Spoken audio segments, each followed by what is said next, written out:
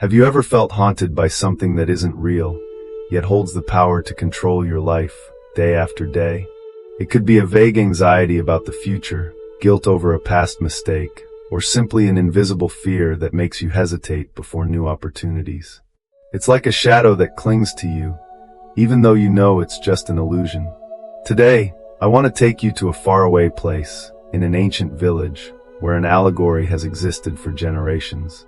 It tells the story of a man and a strange fear that relentlessly pursued him. The story begins with his deep love for his wife, a love he vowed to cherish forever.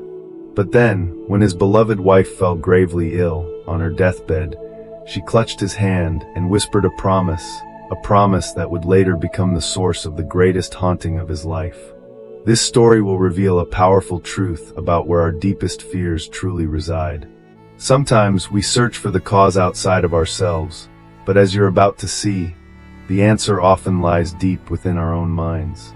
Join me as we explore this man's journey and see how he faced his own ghost.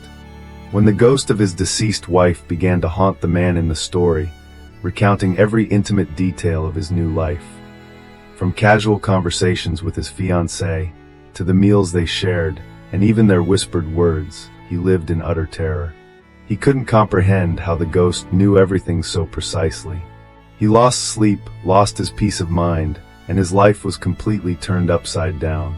In his desperation, he sought out an old Zen master, hoping for a way out. The Zen master listened to his story with an unusual calm, then smiled and said, "This is indeed a clever ghost, but do not be afraid. I will tell you a trick." That night, when the ghost reappeared and began listing the day's events in detail, the man followed the Zen master's advice. He interrupted the ghost and said, "You are truly powerful and wise. You know everything I do. I have nothing to hide from you. But I have one question, and if you can answer it, I will break my engagement and remain alone for the rest of my life." The ghost looked at him with curiosity. The man then reached into a large bag of beans, took a handful, and clenched them in his fist.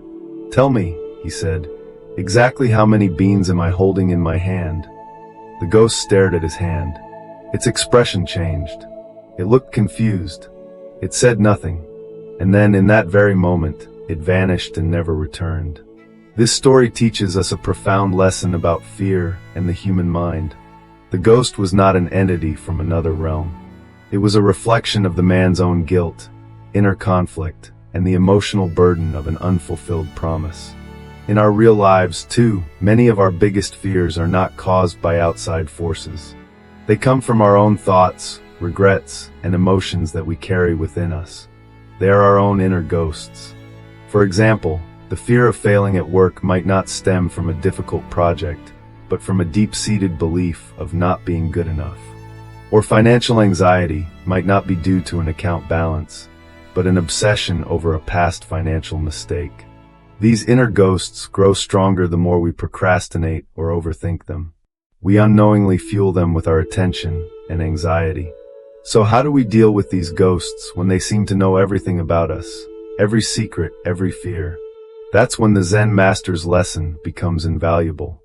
So what happened when the man asked the ghost about the number of beans in his hand? Why couldn't the ghost, who knew his every move, answer such a seemingly simple question? The secret lies in this. The Zen master did not suggest fighting the ghost with force, but with understanding and logic. The ghost only knew what the man himself knew.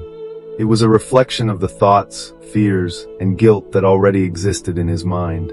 When the man held a handful of beans, the exact number of which even he didn't know, the ghost couldn't answer. Because that was new information, something not yet clearly formed in the man's mind. It couldn't reflect what it didn't possess. That ghost wasn't real. It merely repeated what was already in his thoughts. When the man faced it with clarity and calm thinking, the illusion collapsed and the fear disappeared. This is an incredibly profound lesson that we can apply to our daily lives. Our fears often lose their power when we confront them with clarity, reason, and new information that the fear itself cannot know or control. When we stop feeding our fears with anxiety and overthinking, the illusion will crumble. Consider your own fears. For example, You're afraid of giving a presentation in front of a crowd. That fear might not come from a lack of ability, but from thoughts like, I'll stumble over my words, everyone will laugh at me, or I'm not confident enough. That's the ghost of self-doubt haunting you. But if you start to thoroughly research your topic, practice many times, and even understand audience psychology to know they don't want you to fail, then this new information and these actions become the beans that the ghost of self-doubt cannot know or control. When you focus on preparing, on what you can do, instead of dwelling on the worst-case scenarios, the fear will gradually dissolve. This method also aligns with modern psychological therapies like cognitive behavioral therapy, CBT, where we learn to identify and challenge irrational, negative thoughts to change our emotions and behaviors. Or the practice of mindfulness, where we learn to observe thoughts and feelings without judgment, allowing them to come and go, rather than getting caught up in them. So, how do we truly apply this to our lives to find freedom? The story of the man and the Zen master is not just a gentle reminder, it's a roadmap for us. So how can we apply this ancient wisdom to our modern lives, to turn our beings into keys that unlock the door to freedom? Step 1. Identify and name the fear. Just as the man had to confront the ghost directly, the first step is to bravely look at our fears. What are you afraid of? Where does that fear come from? Ask yourself, what is truly haunting me right now? Giving the fear a specific name helps reduce its unseen power. It's no longer an unnamed shadow, but something we can see and begin to analyze. Step 2.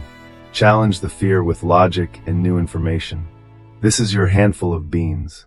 The man's ghost vanished because it couldn't know the number of beans, new information that even he didn't fully know. With your fear, challenge it. Ask yourself, what's the worst that could happen? Is that truly probable? Is there any evidence that this thought is true? For example, if you're afraid to apply for a new job because you think, I don't have enough experience, gather new information, research job requirements, talk to people in the industry, find out how others with similar experience succeeded. These specific pieces of information will be the beans that break the illusion of self-doubt. Step 3. Accept and forgive yourself. This is especially crucial if your ghost is related to guilt or regret. The man broke his promise. To truly be free, he needed not just to understand, but to accept what he had done and forgive himself. We are all human, and we all make mistakes. Accept the past, but don't let it control your present. Self-forgiveness is a powerful step to release the energy you're using to hold on to unnecessary burdens. Step 4. Change your actions.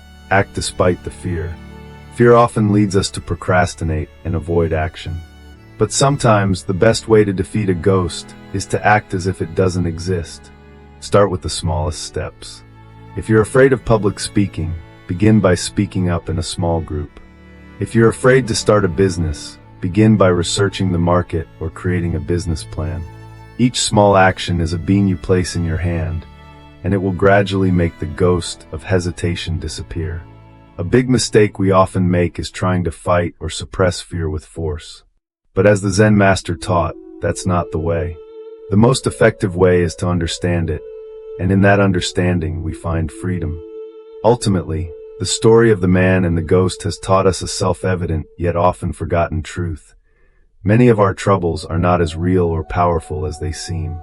They are merely ghosts created and nurtured by our own minds.